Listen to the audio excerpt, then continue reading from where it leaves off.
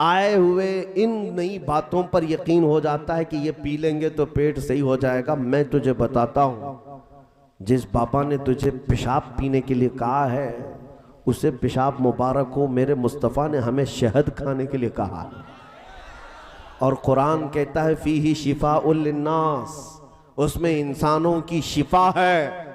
मियाँ शहद वो चीज है जिसको पूरी दुनिया इज्जत से देखती है और इतनी मिठास कि मीठे में उसकी मिसाल दी जाती है। सिर्फ मीठा ही नहीं, उसमें दवा भी है। सिर्फ ये हमारी बातें नहीं, साइंस भी उसके दवा होने पर मुहर लगाता है कि शहद के अंदर कितनी ज्यादा नफा बख्श चीजें मौजूद हैं, लोगों के फायदे हैं। और आप इन तमाम चीजों को याद रखें, कहीं से भी कोई इलाज आए लेकिन हराम तरीके का होगा तो उसमें शिफा नहीं होगी। हमें नहीं जाना है। कभी कभार अकीदा इतना कमजोर हो जाता है लोगों का, बच्चा रोने लग गया, किसी ने मशवरा दे दिया जाओ फलां पत्थर के ऊपर थोड़ा तेल चढ़ा के आ जाओ, जाओ किसी दरख्त के पास एक धागा बांध करके आ जाओ। ये सब चीजें अगर तुम करने लग गए तो तुम्हारा ईमान कैसे मजबूत रहेगा? तुम्हारा ईमान कैसे मजबूत? क्या तुम पत्थरों के अकीदे वाले हो? क्या तुम दरख्तों के अकीदे वाले हो? अरे वो चीजें ऐसी हैं जो अल्लाह ने तुम्हारे नफे के लिए बनाया है, तुम्हारे लिए मुसख्खर किया है। चांद और सूरज को भी हम पूजा नहीं करते क्योंकि अल्लाह ताला ने उनको सिर्फ हमारी रोशनी के लिए बनाया, उनको हमारे नफा के कामों के लिए बनाया है, इबादत के लिए नहीं बनी ये चीजें। हम खाने काबा की तरफ देखकर नमाज भी पढ़ते हैं तो कोई ये ना समझे कि हम खाने काबा की इबादत करते हैं, हरगिज नहीं। खाने काबा की कोई इबादत नहीं करता, बल्कि वो एक सेंट्रलाइज करने के लिए, सबके चेहरे एक तरफ करने के लिए मरकज बनाया गया, सिर्फ चेहरा काबे की तरफ, लेकिन इबादत अल्लाह की होती। इबादत किसकी? अल्लाह की। मैं आज अकीदे पर बात कर रहा हूं आपके, आज अकीदे पर बात इसलिए कर रहा हूं कि हालात ऐसे आ गए कि लोग ये सोचने लग गए कि थोड़ा सा बहुत इधर उधर कर लें तो क्या हो जाता है। नहीं, बहुत होता है। या तो फिर तुम्हारे पास दो ही ऑप्शन है, ईमान का दामन पकड़े रहना है, हुजूर के कदमों में रहना है, तो फिर इन तमाम बातिल अकीदों से तौबा करना होगा। कभी कुफ्र की तरफ मुंह उठाकर नहीं देखना, कभी शिर्क की तरफ चेहरा ना करना। अगर आखिरत में जन्नत चाहिए, आखिरत में रसूलुल्लाह की रफाकत चाहिए, आखिरत में रब ताला की बख्शिश चाहिए, तो फिर दुनिया में तुम्हें कुफ्र और शिर्क की तरफ नहीं देखना है।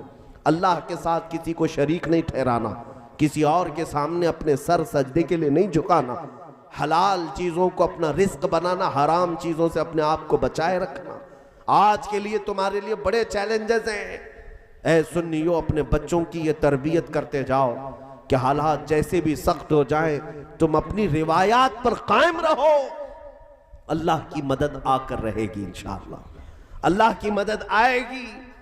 हो सकता है कभी भूखा रहना पड़े, हो सकता है कभी हमें परेशान हाल होना पड़े, लेकिन रात के बाद उजाला तो आता है। रात हमेशा नहीं रहती, सूरज निकलता है। हमारी जिंदगी में अगर कठिनाई आई हैं, मुसीबतें आई हैं, तो इन मुसीबतों के अंधेरे को छटना है और एक दिन उजाला आएगा। एक दिन इस उम्मते मुस्तफा पर आबो ताप के साथ चांद चमकेगा और फिर तुम्हारी खोई हुई इज्जत व वकार तुम्हें वापस अता की जाएगी। शर्त सिर्फ इतनी है, अल्लाह कुरान में फरमाता है कुल इन कुंतुम तुहिब्बूनल्लाह फत्तबिऊनी। ऐ महबूब, आप इनसे कह दे अगर तुम अल्लाह से मोहब्बत करते हो तो मेरे पीछे चलो। हुजूर के पीछे चलना है, हुजूर के तरीके पर चलना है, हुजूर पाक सल्लल्लाहु तआला अलैहि वसल्लम को शरीयत का असल मानना है। तो क्या होगा? युहिब्बुकुमुल्लाह, अल्लाह खुद तुमसे मोहब्बत फरमाएगा। इमाम मुजद्दिद अल-फसानी रहमतुल्लाह तआला अलैह, अभी आपका उर्स मुबारका है, आज ही है, तकरीबन आज ही है। मुजद्दिद अल-फसानी अहमद सरहिंदी रज़ी अल्लाह तआला, आप लिखते हैं जो बंदा शरीयत पर जितना मजबूती से कायम होता है, अल्लाह की उतनी ज्यादा उसे मारिफत मिलती है। वो अल्लाह से उतना ही करीब होता है। और जो हुजूर की शरीयत को और तरीक़त को छोड़ करके अलग अंदाज इख्तियार करता है, वो ढोंग तो कर सकता है, अल्लाह का करीबी नहीं हो सकता, अल्लाह का करीबी नहीं हो सकता। अभी सुनिए, एक बात मैं आपको बताता हूँ, हालात कैसे भी आ जाए।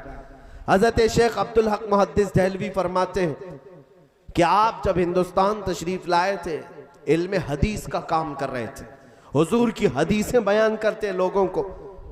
अब हालात ऐसे थे कि आप मदीने तैयबा के ऐसे आशिक थे कि रोजाना दिन भर पढ़ाने के बाद शाम होती, रात होती, आंखें बंद करके बैठ जाते और ख्वाब में हुजूर सल्लल्लाहु अलैहि वसल्लम की जियारत होती थी। रोजाना का मामूल था, रोजाना का मामूल था, हुजूर की हाजिरी होती थी, वो हुजूर पाक के दरबार की जियारत करते थे, मुराकबे में, मुकाशफे में। एक दिन ऐसा हुआ, हजरत शेख अब्दुल हक मुहद्दिस देहलवी जा रहे थे, रास्ते से गुजरते हुए एक बयाबान था, वीरान जगह थी, वहां एक झोपड़ी थी, उसमें एक बुजुर्ग बैठे थे, मुरीदीन कसरत से थे। सुनो, पीर कैसा हो, मुरीद कैसे हो, तवज्जो, जिसके भी पीछे चल पड़ते हो ये हमारा ईमान नहीं है, हर किसी के आगे पीछे भीड़ लगा लेना ये हमारा शिवा नहीं है। शेख अब्दुल हक मुहद्दिस देहलवी फरमाते हैं, गुजर रहा था तो उस बुजुर्ग का बड़ा चर्चा था, बड़े अल्लाह वाले हैं, बड़े पहुंचे हुए, मुरीदीन हमेशा जमा हो रहते थे और एक झोपड़ी में वो बैठे हुए। फरमाते हैं मुहद्दिस देहलवी कि मैं जब वहां से गुजरा तो मुरीदीन से उनके पूछा क्या मेरी भी मुलाकात हो जाएगी? कहा आइए हम आपकी मुलाकात करवाते हैं। अंदर ले गए, वो एक पलंग पर विराजमान थे, बैठे हुए थे और उनके इर्द गिर्द मुरीदों का जमघटा था। वो आंखें बंद किए लोगों को कुछ नसीहतें कर रहे थे, बड़े पहुंचे हुए बुजुर्ग। तवज्जो, शेख मुहद्दिस देहलवी फरमाते मैं करीब जाकर बैठ गया, तसव्वुफ की बातें थी, मारिफत की बातें थी, सब ठीक था। थोड़ी देर के बाद उनके बगल में एक घड़ा, एक मटका भरा हुआ था, उसमें शराब रखी हुई थी और प्याला भर भर करके वो सबको पिला रहे थे। और पीर साहब के पास भी वो प्याला पहुंचा, आपने वो पीना शुरू किया और फिर शेख मुहद्दिस देहलवी को कहा कि आप भी पी लीजिए, आप भी मेहमान हैं। आपने कहा शराब हराम है शरीयत मुस्तफा में, मेरे आका ने हराम फरमाया है, आप कैसे पी रहे? मुहद्दिस देहलवी ने जब ये कहा तो उस पीर साहब ने कहा पी लो, ये अलग शराब है। ऐसी बातें करते हैं आज, तरीकत की शराब है, हाँ मारिफत की शराब है, आप पी लो। मुहद्दिस देहलवी ने कहा हरगिज़ नहीं, मैं शरीयत मुस्तफा से रूगर्दानी नहीं करूंगा। तवज्जो, झट से पीर साहब ने क्या कहा जानते हैं? मौलवी साहब पी लो शराब, वरना रोजाना रात को जो जियारत करते हो हुजूर पाक की वो मैं बंद करा दूंगा। अब बात क्या हो गई? शेख मुहद्दिस देहलवी का ये राज था, रोजाना वो हुजूर की बारगाह में जो हाजिरी देते थे, रात को आंखें बंद करके हुजूर की जियारत करते थे, ये किसी को नहीं मालूम। पीर साहब बता रहे हैं, बुजुर्ग कह रहे हैं शेख मुहद्दिस देहलवी से, मौलवी साहब पी लो, मैं जो शराब दे रहा हूं, वरना जो रोजाना जियारत करते हो बंद करा दूंगा। अब ऐसे वक्त में कितना सख्त इम्तिहान है ये, क्या करे आज मेरे दिल की बात जान गया। हाँ, अभी तो एक छोटे दज्जाल की चिट्ठी पर लोग बिक जा रहे हैं। हाँ, सिर्फ चिट्ठी में आ रहे, मैं बताता हूं ये क्या लेके आया, वो क्या लेके आया, हमारी शरीयत क्या कहती है। सुनो, पीर बोल रहा है कि रात को जो तुम जियारत करते हो रोक दूंगा। मुहद्दिस देहलवी कहते हैं एक तरफ मेरे दिल के हालात जान रहा है और एक तरफ शरीयत के खिलाफ करने का हुक्म दे रहा है, क्या करूं, पी लूं या छोड़ दूं? आखिरकार इश्क मुस्तफा ने जवाब दे दिया। मुहद्दिस देहलवी कहते हैं मैं ये मामला हुजूर की बारगाह में ही रखूंगा, जब मेरे आका आपने शराब हराम करार दे दिया है तो मैं एक कतरा भी जुबान पर लगा नहीं सकता। वापस वहां से उठकर चले आए। इतनी बात तो हो गई, लेकिन मेरे अजीजों उस बाबा ने सिर्फ ढकोसलेपन से तीर नहीं चलाया था अंदाजे में। जब रात का वक्त हुआ, शेख मुहद्दिस देहलवी अपने मामूल के मुताबिक बैठकर आंखें बंद करके बारगाह मुस्तफ़ा की हाजिरी करना चाह रहे थे, तो देखा वही झोपड़ी वाला पीर उनकी आंखों के सामने खड़ा है। कहता है, मौलवी साहब, क्या मैंने नहीं कहा था मेरे हाथ की दी हुई शराब पी लो वरना मैं तुम्हारी ये जियारत बंद करा दूंगा, मैं तुम्हारी जियारत नहीं होने दूंगा। अब और बड़ा इम्तिहान है। कह दिया था दिल की बात, वो तो ठीक थी, लेकिन यहां तो आंखों के सामने खड़ा हो गया है, मुझे तो जियारत भी नहीं होने दे रहा है। आप उस वक्त भी जमे रहे अपने दीन पर। कहा मैं शराब तो नहीं पीऊंगा। रात गुजर गई, दूसरा दिन आप हदीसें पढ़ाते हैं, फिर रात को हुजूर की जियारत के लिए बैठे। आज फिर वही हाल, बाबा फिर से खड़ा है। कहा पी लो, मेरी बात सुन लो। आपने कहा नहीं पीऊंगा, नहीं पीऊंगा। दूसरी रात भी गुजर गई, हुजूर की जियारत नहीं। एक आशिक सादिक जो रोजाना हुजूर की जियारत करता हो, उसको जब कोई रोक दे तो उसका सबसे बड़ा इम्तिहान है। दिल तड़पने लग गया, आहें निकलने लग गई। तीसरी रात थी। शेख मुहद्दिस देहलवी कहते हैं, आज अगर हालात वैसे ही हुए तो फिर मैं तो मर जाऊंगा बगैर हुजूर के।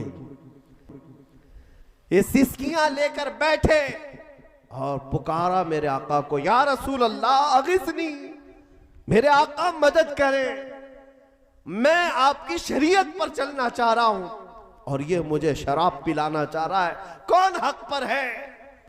हुजूर की बारगाह में अभी आंखें बंद किए थे, वो बाबा आ रहा था, सामने था। अचानक धुआं जैसा उड़ा और ये बाबा जो था धुआं में उड़ गया और हुजूर की कब्र अनवर से आवाज आई, उखरुज या कल्ब, ऐ कुत्ते हमारे दरबार से निकल जा। और शेख मुहद्दिस देहलवी की तरफ आवाज आई, अब्दुल हक तुम अपने इम्तिहान में कामयाब हो गए, आ जाओ, आ जाओ।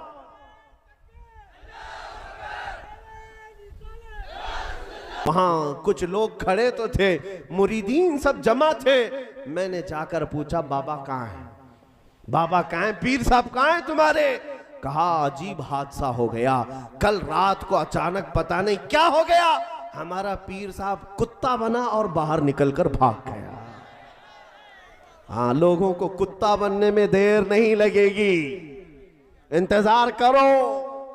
जब मेरे मुस्तफा करीम सल्लल्लाहु अलैहि वसल्लम की तरफ से पकड़ आएगी, अल्लाह करीम का अज़ाब आएगा, सारे बाहर आने वाले जितने भी हैं ढकोसले कुत्ते बनकर निकलेंगे इंशाअल्लाह। कुछ देर की खामोशी है, फिर शोर आएगा। आज कुत्तों का वक्त है, कल हमारा दौर आएगा। और ऐ सुन्नियों, हम तो करबला वाले हैं या नहीं? हाँ, हमारा ताल्लुक वो यजीद को रहमतुल्लाह अलैह कहने वाले जोकरों से नहीं है। हमारा ताल्लुक हुसैन आजम की कदम, उनके कदमों के जर्रों से वाबस्ता है, अल्हम्दुलिल्लाह। तो आपसे मैं ये बात कहना चाहता हूं कि ईमान तुम्हारे साथ है, अल्लाह की जात पर यकीन है। पूरी दुनिया ही सब कुछ नहीं, आखिरत में तो देखना है। आखिरत पर यही ईमान है। यहां क्या है, जितना भी चाहो जी लो, लेकिन एक दिन मरना है, एक दिन मरना है। चाहे वो घर में मरो, हॉस्पिटल पे मरो, कहीं पर भी मरो, मरना है। और फिर जाना है अल्लाह की बारगाह में, और फिर उठाया जाना है एक दिन। और उसी दिन के बारे में हम कहते हैं, अर्श हक है मसनद रिफअत रसूलुल्लाह की, देखनी है हश्र में इज्जत रसूलुल्लाह की। उस दिन हम देखेंगे जितने कुत्ते भौंकते थे उनका हशर क्या होगा। और फिर तुम आज उस नबी के नाम लेवा हो, तुम्हारा हशर भी देखा जाएगा क़यामत के दिन। हशर में मुनादी ये ऐलान करेगा, कहाँ है वो अज़मत रसूल की बात करते थे, कहाँ है वो अल्लाह के हबीब की बात करते थे, कहाँ है वो नबी पाक के दामन से वाबस्ता रहते थे। हद तो ये है मेरे अजीजों, खुद मेरे आका फरमाते हैं, एक सहाबी ने पूछा, आका क़यामत के दिन आपका हाल क्या होगा, आप कहाँ होंगे? हुजूर फरमाते हैं, मेरी कैफियत ये होगी कि मेरे एक कंधे पर चादर होगी और वो खसक खसक करके गिर रही होगी। मैं अपने एक हाथ से चादर संभाल रहा होगा और दूसरे हाथ से अपने उम्मतियों को पकड़ पकड़ कर जन्नत में ले जा रहा होगा। आखिरत तो देखनी है, हमेशा की जिंदगी आखिरत की है। इसलिए यहां पर अपने दीन का और अपने ईमान का सौदा हरगिज ना करना। कभी मुसीबतें आए तो बिलाल हबशी को याद कर लेना, कभी ज्यादा तकलीफें आए खुबैब इब्ने अदी को याद कर लेना, हजरत खब्बाब इब्ने अरत को याद करना, सैयदा सुमैया को याद करना। ये वो सहाबा की बात कर रहा हूं, कुफ्फार ने जिनको सूलियों पर चढ़ाया, किसी को अंगारों पर सुलाया है, किसी के नाक कान काट दिए, उंगलियों के नाखूनों को पकड़ से खींच दिया, उनकी आंखों में गरम सलाइयां फेर दी। लेकिन इन तमाम मुसीबतों के बावजूद उनका सिर्फ एक ही नारा था, एक ही नारा था, जो जान मांगो तो जान दे दे, जो माल मांगो तो माल दे दे, मगर ये हमसे कभी ना होगा नबी का जाहो जलाल दे दे। आपसे ये कहता हूं, मेरी तकरीर का मतलब ये नहीं है कि मैं आपको हवा भर भर करके भेजूं कि जाओ दूसरी कम्युनिटी को छेड़छाड़ करो, किसी को परेशान करो, हरगिज नहीं। हमारा मकसद ये नहीं है।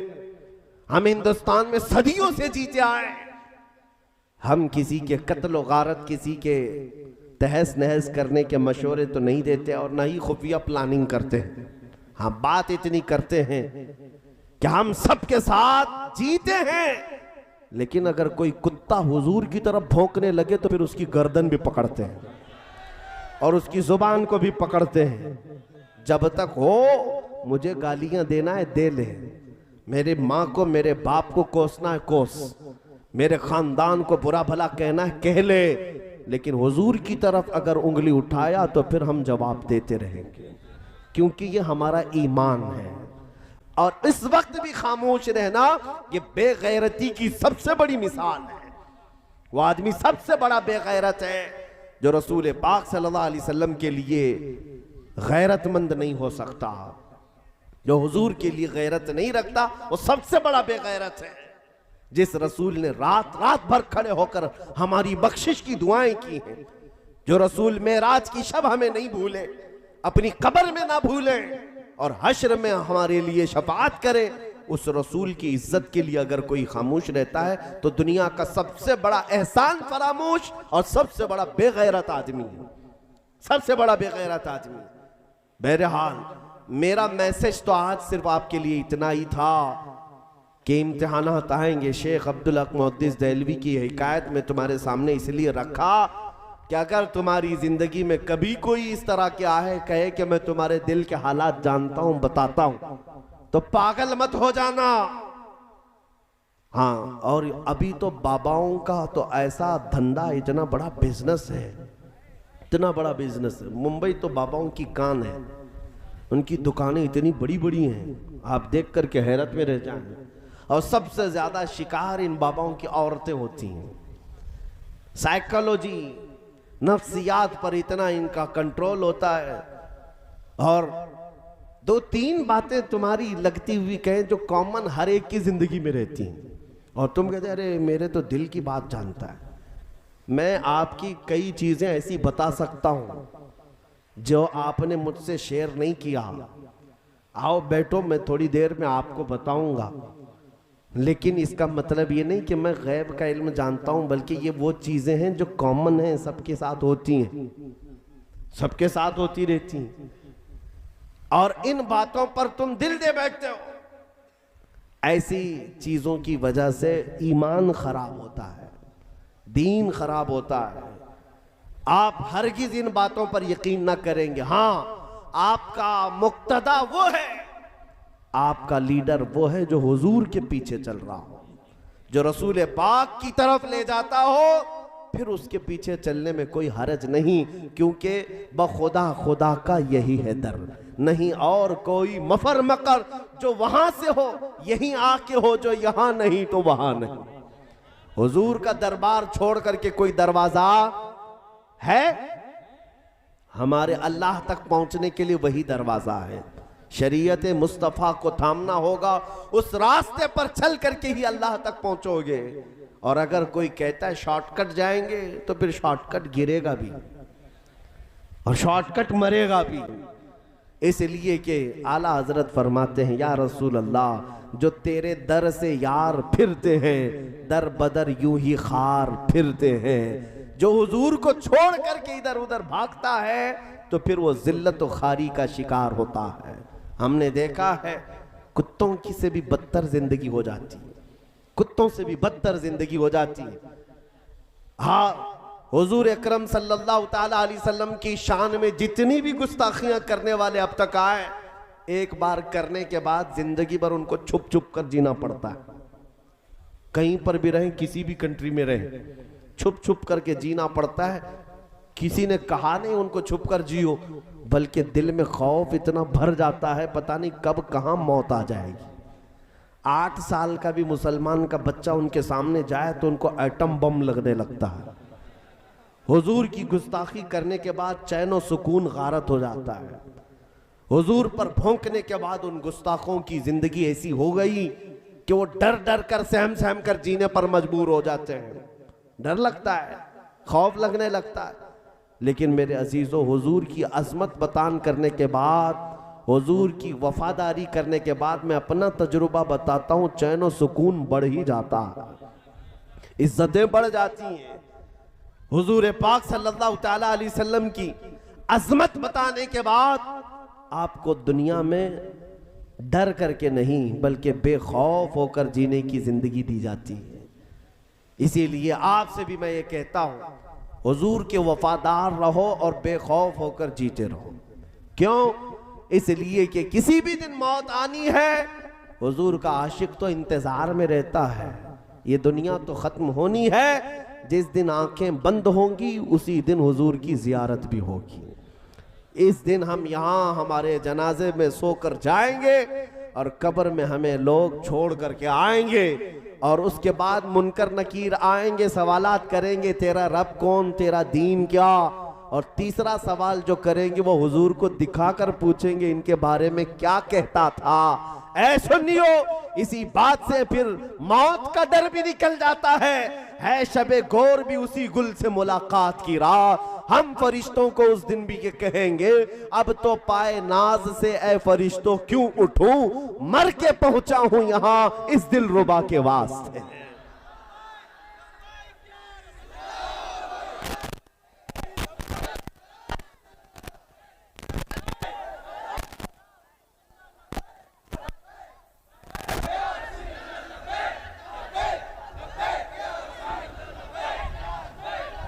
तवज्जो, आप तमामी हजरात को इन बातों का ख्याल रखना है कि अपने दीन और ईमान पर मजबूती से कायम रहेंगे इंशाअल्लाह। और एक बात मैसेज देता हूं, हालात रोज कुछ ना कुछ अखबार आते रहेंगे, ये बढ़ती जाएंगी चीजें। ट्रेन में किसी आतंकवादी ने 3 मुसलमानों को मार दिया, फिर कहीं से किसी टेररिस्ट आतंकवादी ने मुसलमानों को सिर्फ गोश्त के नाम पे हिलाक कर दिया, कहीं मॉब लिंचिंग किया, ये सब खबरें आती रहती हैं। कुछ इसको सीरियस लेने की जरूरत नहीं। सीरियस इस माने में कह रहा हूं कि लापरवाह मत हो, बल्कि अपने दीन के बारे में कह रहा हूं। फिर तुम डर करके टोपी छुपाना, दाढ़ी निकालना और फिर सेकुलर बनने का नाटक मत करो। दुनिया तुम्हें अच्छी तरह पहचानती है, तुम हुजूर के गुलाम हो। दुनिया तुम्हें पहचानती है हुजूर के गुलाम है, और फिर पूरे गुलाम बनकर जीने में फिर खौफ क्या है, डर क्या है। अगर किसी जगह किसी भी गरीब मुसलमान को पकड़ करके मजबूर कर दिया जाता है और उसे मार मार कर, कभी हमने देखा किसी बुजुर्ग आदमी की दाढ़ी पकड़ कर मार रहे हैं, कभी किसी नौजवान को मार करके कहा जाए मेरे खुदा का नाम ले, मेरे खुदा का नाम ले। तुफ है, हैरत होती है, तुम किसी को पकड़कर मार मार कर कह रहे हो मेरे खुदा का नाम ले, मेरे खुदा का नाम ले। ये तो बिलाल हबशी के वारिसीन हैं, अंगारों पर सोकर भी कहेंगे अल्लाहु अकबर, अल्लाहु अकबर। अल्लाह सबसे, अल्लाह सबसे, अल्लाह सबसे हम उस दिन सुने थे ये आवाज जिस दिन हमारी मां के पेट से हम बाहर आए थे। किसी ने कानों में अजान दी है कि नहीं दी है? हाँ मौलवी साहब, बच्चा पैदा होने के बाद पहले ही गोदी में लेकर कान में क्या पढ़ते हैं? अल्लाहु अकबर, अल्लाहु अकबर। सबसे पहला लफ्ज तुम्हारे कानों में क्या जाता है? अल्लाह सबसे बड़ा है, अल्लाह सबसे बड़ा है। तुम पैदा हुए थे ये सुनकर के आए थे मेरे अजीजों, और फिर जब होश आया हर मस्जिद से तुम्हें यही आवाज आती रही, हर मस्जिद से यही आवाज आती रही। और फिर जिस दिन मरेंगे हमारे जनाजे को बांध करके लाएंगे लोग कफन से, हमें हमारे लाशों को, और इमाम के सामने रखेंगे कब्र में, हम उस वक्त तक नहीं जाएंगे जब तक पूरी कौम पीछे खड़े होकर क्या कहेगी? अल्लाहु अकबर, अल्लाह सबसे। अरे हम आए थे तो अल्लाह को बड़ा कहते हुए, और जाएंगे भी तो अल्लाह को बड़ा कहते हुए। जब हमें मालूम है अल्लाह सबसे बड़ा है तो फिर ऐरा गैरा नत्थु खेरा कीड़ा कहां से बड़ा हो सकता है? अल्लाह की ताकत कल भी थी, आज भी है, हमेशा रहेगी। अल्लाह हई और कयूम है, वो हम सब का खुदा बल्कि पूरी कायनात का पालनहार हकीकी है। आज इम्तिहानात हो रहे होंगे, हम निकलेंगे इन इम्तिहानात से, लेकिन एक बात याद रखो, हवाएं तेज आने का मतलब ये नहीं होता कि इस्लाम खत्म हो जाएगा। आंधियां तेज चलने का मतलब ये नहीं होता कि इस्लाम का वजूद खत्म हो जाएगा। अरे इससे बड़े बड़े चंगेज, हलाकू और न जाने कितने यजीद आए गए, इस्लाम जब भी लहलहाता था आज भी लहलहा रहा है। इस्लाम तेरी नब्ज न डूबेगी हश्र तक, तेरी रगों में रवां खून है चार यार का। इस्लाम को खत्म करने वाले खत्म हो गए, मिट गए, मिटते हैं मिट जाएंगे आदा तेरे, न मिटा है न मिटेगा कभी चर्चा तेरा। या रसूल अल्लाह रहेगा यूं ही, रहेगा यूं ही तेरा चर्चा रहेगा। पड़े खाक हो जाएं जल जाने वाले, तू घटाए से किसी के न घटा है न घटेगा। जब बढ़ाए तुझे अल्लाह ताला तेरा, इस्लाम की फितरत में कुदरत ने वो लचक दी है, जितना ही दबाओगे उतना ही वो उभरेगा। करके ये कहे ये ले ले और तेरा दीन छोड़ दे तो उसे टुकड़ों की तरह छोड़ देना। कहना इस तरह के बहुत सारी दुनिया में मैं ठोकरें मार दूंगा, भूखा रह लूंगा, लेकिन मेरे मुस्तफा की शरीयत से रूगर्दानी नहीं करूंगा। हुजूर से गद्दारी करोगे, हुजूर पाक से गद्दारी करोगे, नबी पाक सल्लल्लाहु अलैहि वसल्लम से गद्दारी हरगिज़ नहीं हो सकती। तो ये यकीन के साथ आज तुम्हें उठना है। कभी कभार नौजवान ये कहते हैं हमें रोजी नहीं मिल पाती, हमें जॉब नहीं मिल पाती, हमें हमारे नाम की वजह से, हमारी दाढ़ी की वजह से, हमारी टोपी की वजह से नौकरियों पर फर्क आता है। ऐ मोमिनो ये इम्तिहानात है, यकीन पैदा करो रज़्ज़ाक़ अल्लाह है जो चूंटियों को सुराख में रिस्क देता है, जो पानियों में मछली को रिस्क देता है। क्या वो अशरफुल मखलूकात को रिस्क नहीं देगा? मेरा इम्तिहान होगा, अगर मैं जमा रह गया तो मौला 70 दरवाजे मेरे लिए खोलेगा।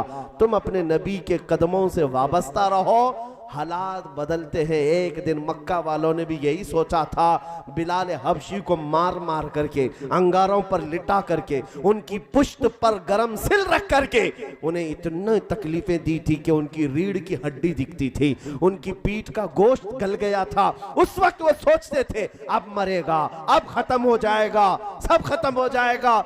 उनके पाँव में रस्सी डालकर बदमाश लड़कों के हाथों में दिया जाता, वो मक्का की गलियों में हजरत बिलाल को खींचते थे।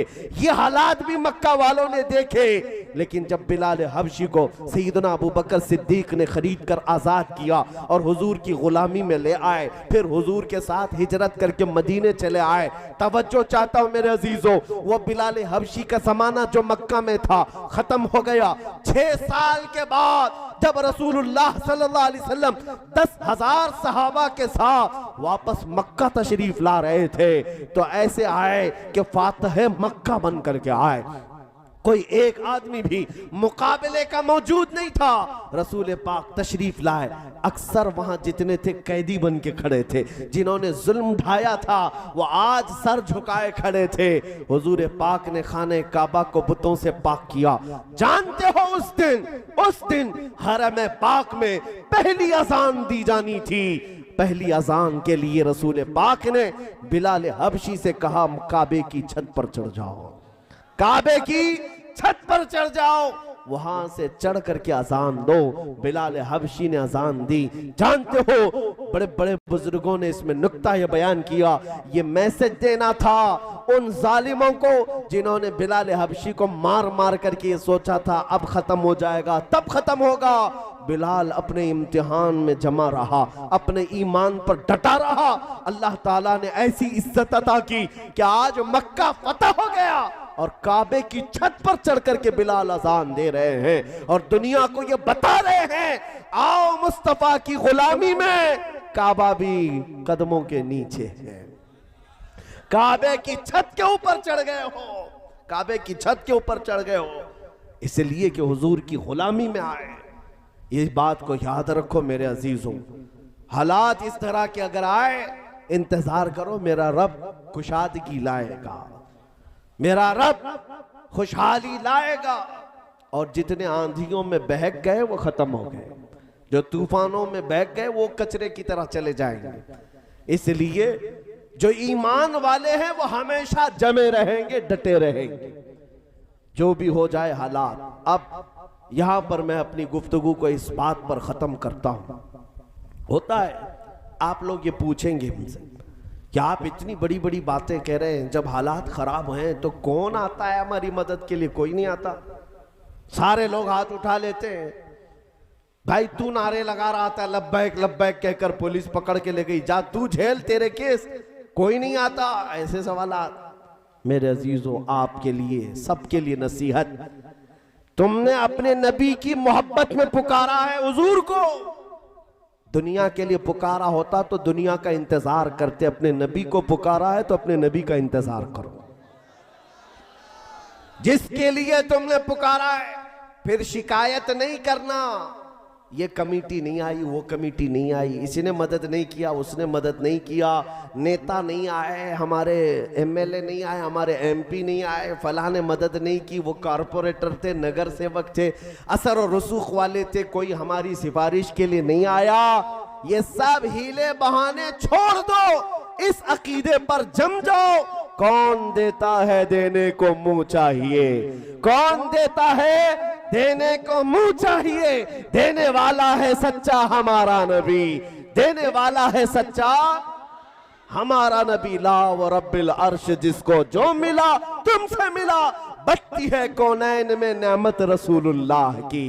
हुजूर से अगर तुम्हारा इश्क है तो ये इतनी बात याद रखना चाहिए, कोई तुम्हारे साथ है या ना है, कोई आए ना आए, मेरा मानना यह है कि अल्लाह का हबीब मेरे साथ है, मुस्तफ़ा करीम की मोहब्बत मेरे साथ है। इतनी दौलत तुम्हारे लिए बहुत बड़ी है, क्योंकि मेरे आका ने फरमाया जो दुनिया में जिससे सबसे ज्यादा मोहब्बत करता था क़यामत के दिन उसी के साथ उठाया जाएगा। आज जब तुम सोते हो ये कह करके सोया करना मैं सो जाऊं या मुस्तफ़ा कहते कहते, खुले आंख सल्ले अला कहते कहते, रोजाना जब तुम्हारा ये मामूल बन जाए, दस्तूर बन जाए, हुजूर का नाम लेकर सोता था, हुजूर का नाम लेकर उठता था, घर में नींद खुलती थी तो नातों की आवाज पर और आंख लगती थी हुजूर के नगमे सुनकर, फिर वो दिन आएगा जब तुझे कब्र से उठाया जाएगा। जानते हो कहा गया है कब्र में बंदा उसी हालत में उठता है जो दुनिया में ज्यादा काम करता था, गाने गाने वाला ज्यादा गाने गाता था तो वहां पर भी गाने गाते हुए उठेगा। लेकिन मेरे अजीजों उसकी निस्बत पर, उसकी अजमत पर कुर्बान जाओ जो हमेशा हुजूर के गुण गाता था। मुनकर नकीर आएंगे और आते साथ उसको उठाएंगे कि उठ जा, तेरे सवालात का वक्त आ गया। अगर अगर दुनिया में मामूल था, वो कब्र से झटक कर उठेगा और फिर कहेगा सबसे आला वो औला हमारा नबी, सबसे बाला वो वाला हमारा नबी। बुझ गई जिसके आगे सभी मशाले, शम्मा वो लेकर आया हमारा नबी। मुल्क कौनैन में अंबिया ताजदार, ताजदारों का आका हमारा नबी। जिनके तलवों का धुवन है आबे हयात है, वो जाने मसीहा हमारा नबी। सब चमक वाले उजलों में चमका किए, अंधे शीशों में चमका हमारा नबी। खल्क से औलिया, औलिया से रसूल और रसूलों से आला हमारा नबी। सारे अच्छों में अच्छा समझिए जिसे, है उस अच्छे से अच्छा हमारा नबी। सारे ऊंचों में ऊंचा समझिए जिसे, है उस ऊंचे से ऊंचा हमारा नबी।